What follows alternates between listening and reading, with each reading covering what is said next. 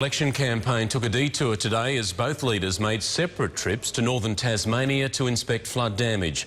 Malcolm Turnbull saying today was not about politics, while Bill Shorten comforted a man whose relative is still missing. Mother Nature enters the election campaign for the second time this week. The worst in 65 years. Hi. At a flood-damaged IGA, Sit down. G'day, Bill. How are you? Bill Shorten comforts Darren Hawkins. My uncle was the man that was washed away down at Ouse. Oh, really? They haven't found yet, so I didn't know that. he's still missing. So they'll let everyone know. So, Malcolm Turnbull met farmer Laurie Appleby, right. What about livestock? We saved all there, thank goodness. Oh, that's good. announcing disaster relief up to $750 per family, another $8,800 if their houses are damaged. This is obviously going to be a very expensive recovery because of so much infrastructure has been destroyed. Visiting the same places but at different times, Mr Turnbull decided against the joint visit. Why did you reject Bill Shorten's offer to visit these communities together in a show of unity? Well, can we focus on the storm, the damage from the storm? It's for Mr Turnbull, but, you know, I'm not going to criticise him at all. A diversion from the election campaign? Not really. There are three key marginal seats in this area, and both leaders want voters to know they're here to help.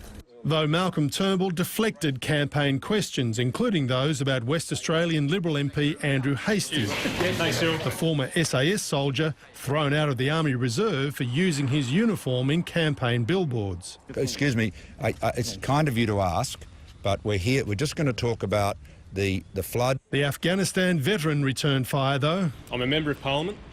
I don't take orders from the military, and I don't intend to. Mr Turnbull left it to his treasurer to attack Labor, seizing on economists' warnings that its plan to return deeper budget deficits over the next 4 years will threaten Australia's AAA credit rating. It's the same old Labor. They've learnt nothing in their time in opposition. Shadow Treasurer Chris Bowen says the short-term pain will come with long-term gain. Surpluses building more substantially and more quickly. Wayne Swan promised a surplus 366 times.